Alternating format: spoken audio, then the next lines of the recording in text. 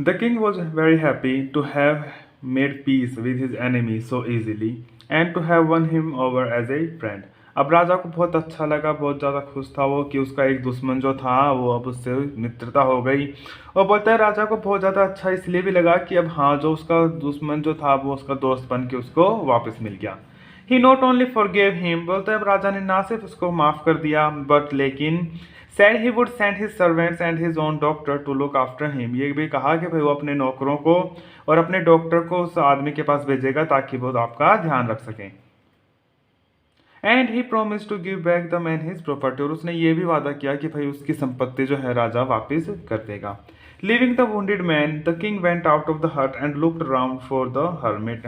अब राजा जो है उस आदमी को झोपड़ी में छोड़ के बाहर चला गया और ये देखने के लिए कि हर्मिट कहाँ पे है।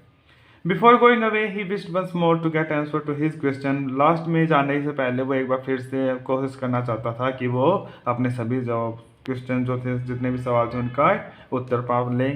The hermit was on his knees sowing seeds in the beds that had been dug the day before. अब हर्मिट जो था, वो साधु जो था, वो बाहर झोपड़ी के बाहर जितनी भी धरती उसने कल खोदी थी, एक दिन पहले खोदी थी, उसमें अपने घुटने टेक के बीज बोने लग रहा था। The king went up to the hermit and said, राजा उस हर्मिट के पास गया और कहा for the last time I beg you to answer my question wise man, बोलता है कि ये बुद्धिमान आदमी, मैं अंतिम बार आपसे इच्छा करता हूँ, अंतिम बार आपसे प्रार्थना करता हूँ कि मेरे जितने भी आंसर हैं उन सबका उत्तर दीजिए। You have already been answered, said the hermit, still bending down to the ground and looking up at the king as he stood before him. उस आदमी ने कहा, हर्मिट ने कहा कि भाई आपको तो अपने जितने भी जवाब थे वो सारे जवाब मिल चुके हैं, और फिर भी वो हर्मिट जो था वो नीचे झुका हुआ था और अपना काम कर रहा था। फिर उसके बाद उसने राजा की तरफ देखा जो बिल्कुल उसके सामने खड़ा था। How have I been answered,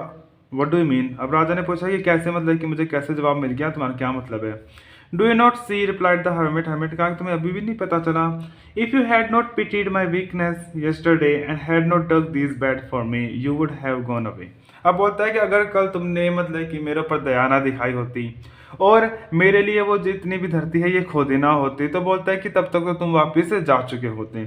then that man would have attacked you and you would have wished you had stayed with me, और बोलता है कि अगर तुम जल्दी ही चले जाते तो वहाँ पे वो आदमी तुम्हें पर हमला कर देता, तुम्हें मार देता, और तुम्हारी मतलब तुम ये सोचते कि काश मैं वहाँ पे हर्मिट की झोपड़ी में ही रुका होता।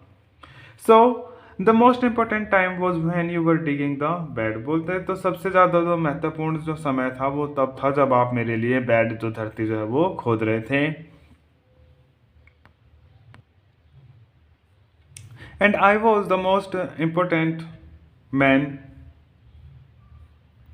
And to me good was your most important business, बोलते तो मैं ही सबसे ज़्यादा महत्वपूर्ण आदमी जिससे तुम बात कर सकते हो है, और मतलब कि मेरा काम जो था वही सबसे महत्वपूर्ण काम था तुम्हारे लिए। Afterwards when the man ran to us the most important time was when you were caring for him because if you had not dress his wounds he would have died without having made peace with you. और बोलता है कि उसके बाद वो जब वो आदमी हमारी तरफ भाग के आया, the most important time was when, वो तो बोलता है कि सबसे ज़्यादा महत्वपूर्ण समय वो था you were caring for him, जब तुम उसकी ध्यान कर रहे थे, जब तुम उसकी देखभाल कर रहे थे। बिकॉज क्योंकि if you had not dressed his wound, अगर तुमने उसके जख्मों पे पट्टी ना लगाई होती, ही वुड हैव डाइड, वो मर जाता, without having made peace with you, बोलता है इससे पहले कि वो तुमसे समझौता कर पाता, इससे पहले ही मर जाता। So he was the most important man and what you did for him was your most important business, तो बोलते हैं वो ही सबसे ज़्यादा महत्वपूर्ण आदमी था और जो तुमने किया उसके लिए वो ही तुम्हारा सबसे महत्वपूर्ण काम भी था। Remember then there is only one time that is important and that is time is now, बोलता है कि बस एक बात ध्यान रखना कि सिर्फ एक ही समय होता है जो बहुत ज़्यादा महत्वपूर्ण होता है, और वो समय होता है कि अब बिल्कुल आपके प्रेजेंट में। It is the most important time because it is the only time we have any power to act, बोलता है कि ये सबसे ज़्यादा महत्वपूर्ण समय होता है क्योंकि यही वो समय है जिसमें हमारे पास क्षमता होती है, जिसमें हमारे पास पावर होती है कि हम कुछ भी कर सकें। The most necessary person is the person you are with at a particular moment, बोलते हैं सबसे ज़्यादा महत्वपूर्ण व्यक्ति वो व्यक्ति है जिसके साथ तुम एक पर्टिकुलर किसी भी खास मौके पे उपस्थित होते हो। For no one knows what will happen in the future and whether we will meet anyone else. बोलते क्योंकि हमें नहीं पता कि मतलब कि आगे हमारे भविष्य में हमारे साथ क्या होगा, और हमें ये भी नहीं श्योर कि भाई आगे हमें इस आदमी के बाद कोई दूसरा आदमी मिलेगा या फिर नहीं मिलेगा. The most important business is to do that person good, because we were sent into this world for the purpose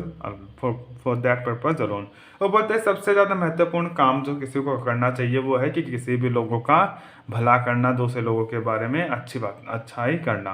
क्योंकि we were sent into this world for that purpose alone, क्योंकि हमारा जन्म ही इस दुनिया में हमें भेजा है इसलिए गया है कि ताकि हम लोगों की भलाई कर सकें.